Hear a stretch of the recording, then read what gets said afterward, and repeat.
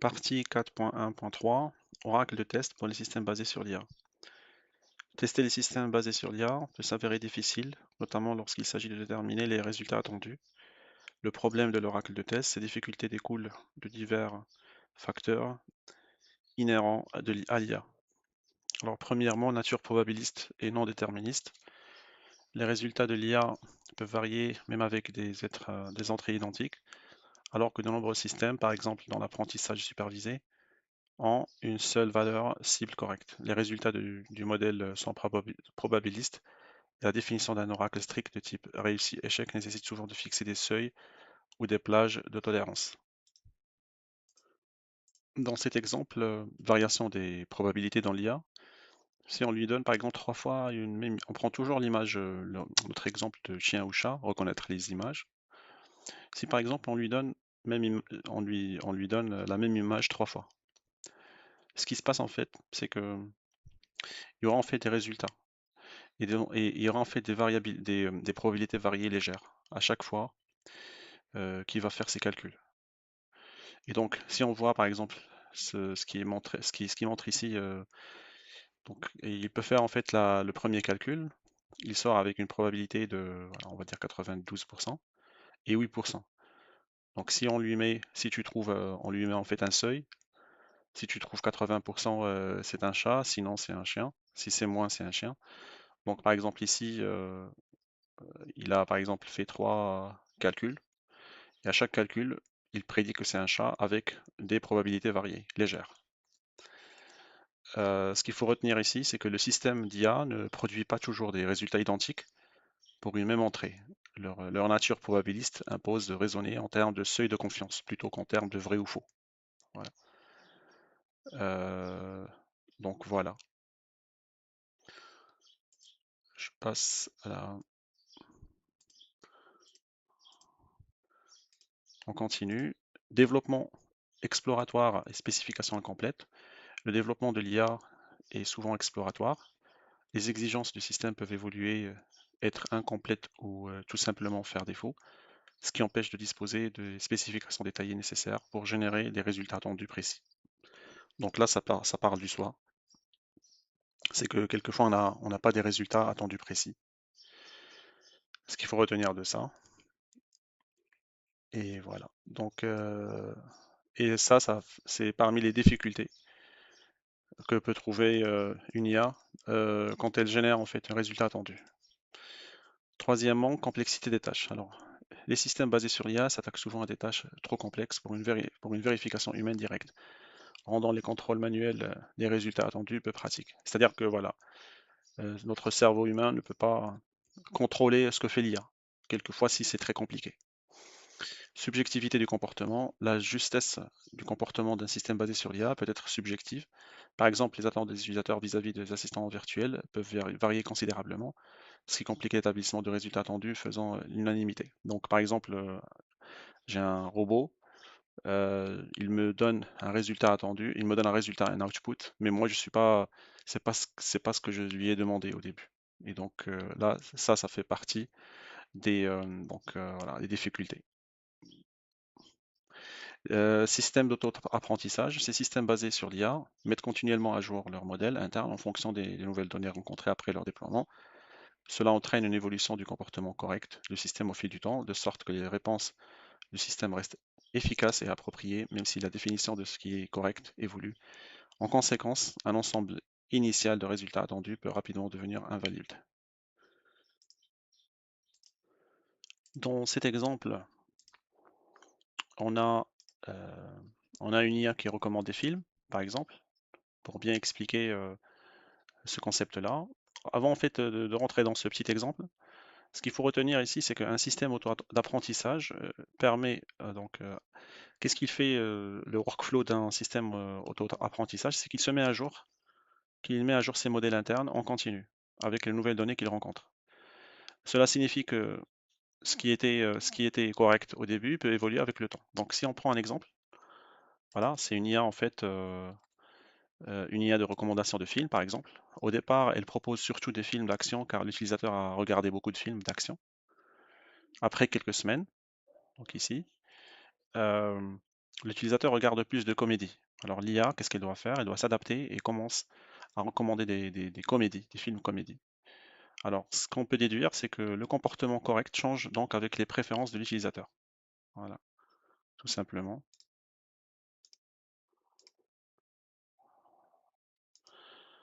Euh, Là, on a abordé les difficultés. Là, donc là, cette partie-là, ce sont les solutions. Euh, donc, on va voir en fait les solutions, la résolution en fait des difficultés qu'on a vues. Alors, le problème de l'oracle de test dans les systèmes basés sur l'IA peut être résolu de différentes manières. Définition des limites de sortie. Les testeurs peuvent s'appuyer sur des plages acceptables convenues. Les distributions des limites spécifiées à des tolérances, comme le fait qu'une voiture autonome s'arrête dans un rayon maximal. Donc là, c'est définir des limites. Définir des limites de sortie, pardon. Définir des limites environnementales. Les testeurs doivent spécifier les valeurs des conditions de l'environnement de test, par exemple les niveaux d'éclairage, la température, la latence du réseau, afin de garantir que le résultat soit prévisible et reproductible. Donc ça, c'est les limites de l'environnement, ça c'est clair. Consultation d'experts. Les experts du domaine peuvent aider à définir les résultats attendus, bien que leur opinion puisse diverger ou être sujette à l'erreur. Là, on parle des résultats, des outputs. On avait parlé tout à l'heure qu'un cerveau humain ne peut pas analyser des sorties de l'IA s'ils sont très complexes. Donc, quelquefois, on peut faire appel à des experts. Tests spécialisés, les tests A et B, les tests DOS à DOS et les tests métamorphiques, entre autres, permettent d'évaluer les systèmes basés sur l'IA en comparant les comportements ou en vérifiant les propriétés, souvent sans nécessiter de résultats attendus explicites pour chacun.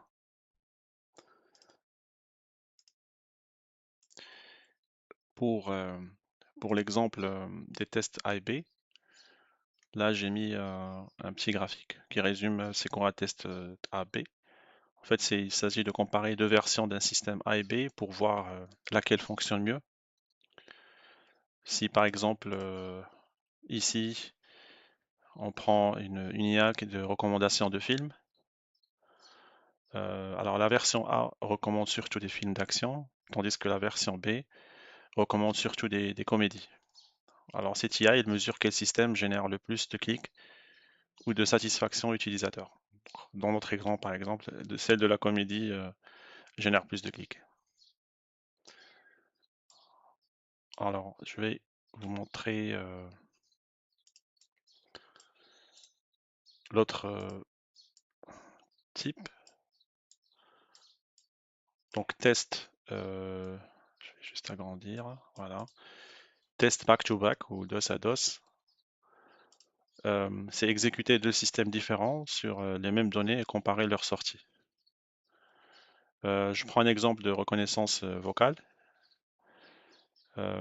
Deux modèles de reconnaissance vocale. Donc, on leur donne la même phrase audio, par exemple bonjour, comment ça va? Et on compare les transcriptions produites. Si si elles sont différentes, cela révèle un problème ou une divergence de comportement. Voilà.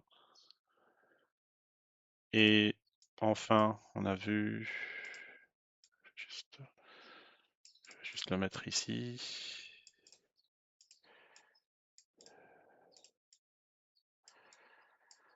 Voilà.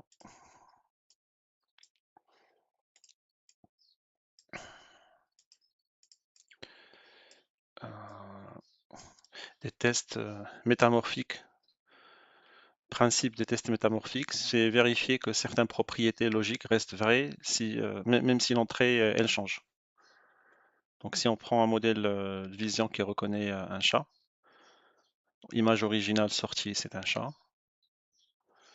et image légèrement éclaircie ou tournée, sortie doit rester un chat. Donc soit éclairé, soit retourné, euh, donc ça doit rester un chat. Alors on ne connaît pas forcément la sortie exacte attendue, mais on sait que la relation doit rester cohérente. Voilà. Donc en résumé, euh, par rapport au système qu'on a vu, les tests spécialisés permettent de comparer ou de vérifier les comportements d'un système d'IA sans avoir besoin de résultats attendus explicites pour chacun. Donc AB, c'est comparer deux versions, DOS à DOS, c'est comparer deux systèmes sur les mêmes données, et métamorphique, c'est vérifier la cohérence des résultats quand l'entrée change. Voilà ce qu'il faut retenir. Donc, on revient sur Oracle Proxy, dernière partie syllabus. Oracle Proxy, utiliser les systèmes ou des modèles secondaires, y compris d'autres systèmes d'IA, pour évaluer ou valider les résultats lorsque le résultat attendu direct ne sont pas disponibles. Euh, Par exemple, en entraînant un modèle proxy. Donc ici, évaluer et valider les résultats attendus directs ne sont pas disponibles. Par exemple, en entraînant un modèle proxy sur des données étiquetées afin de prédire les résultats pour des tests non étiquetés. Donc je vais rapidement vous illustrer cet exemple-là. Oracle, Oracle Proxy en test IA. C'est quoi un oracle en test logiciel? C'est ce qui dit si un résultat est correct ou bien incorrect. Donc dans l'IA, on n'a pas toujours de résultat attendu explicite, par exemple pour des données non étiquetées. Donc solution à cela, on utilise un proxy, un système proxy, celui-là. Donc par exemple, on met un chat, on met une étiquette que c'est un chat. Un chien, la même chose. Donc on met une étiquette que c'est un chien. Ça, c'est un système proxy. Ça, c'est notre système principal qui ne sait pas en fait est-ce qu'il a raison ou pas, est-ce qu'il a la vérité ou pas sur est-ce que c'est un chat ou bien c'est un chien. Donc on entraîne en fait un modèle secondaire proxy sur des données étiquetées. Ce modèle sert ensuite à valider ou estimer les résultats du système principal sur des données non étiquetées. Donc voilà. Quand en fait notre système principal il commence à s'entraîner et à valider, une fois qu'il a ses résultats, ses outputs, comment il peut savoir est-ce que c'est bon ou pas? Alors le proxy Oracle valide les prédictions du principal pour lequel la vérité n'est pas connue. Voilà. Et ensuite, contrôle, là, on fait en fait un contrôle sur le donc système proxy fait un contrôle, validation proxy correct. Si c'est un chat, si c'est un chien, c'est un chien. Le système principal, il se fie au proxy, au système proxy. Et ensuite, il y a en fait un résultat de validation. Donc, en fonction de ce résultat de validation, divergence identifiée, signalement d'un problème. Donc, selon en fait le résultat qu'on peut avoir, on peut déduire, dire si le système principal a bien compris ou pas, en fonction de résultats retournés par le système proxy. Voilà. Donc, grosso modo, ce qu'il faut retenir ici, c'est que l'Oracle Proxy est un modèle secondaire utilisé pour valider les résultats d'un système d'IA quand les données de test ne sont pas étiquetées. Il permet de comparer et de vérifier la cohérence sans avoir besoin d'une vérité absolue. Voilà. Et voilà, donc on a terminé cette partie.